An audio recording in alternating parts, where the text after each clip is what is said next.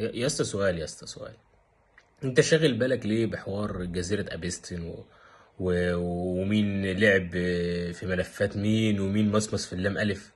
السؤال يعني، انت تستفيد ايه؟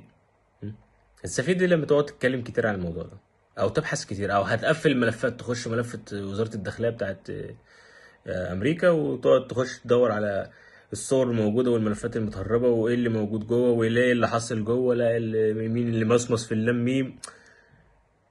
طب بعد ما انت تدور على الحاجات دي يعني وتجيب احسن استنتاجات، انت كده حليت مشكلة الايجار البيت؟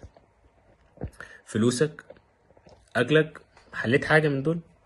بعد ما انت كشفت احسن من الاف بي اي بتاع امريكا، انت كسبت ايه بقى؟ كسبتش حاجة. وبعدين انت فاكر، يعني انت فاكر انك تبقى رئيس وتبقى ماسك منصب اجتماعي في الحياة دي كلها، في الدنيا دي كلها، ما يبقاش فيه اختلاسات ولا فيه شوية اغتيال ولا شوية نصب ولا شوية تهديدات ولا ابتزاز؟ ما اكيد يا حبيبي.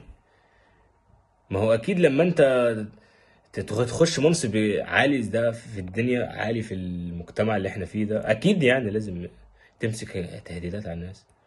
بس الفكرة انت مين؟ يعني انت عايز ايه من الموضوع ده؟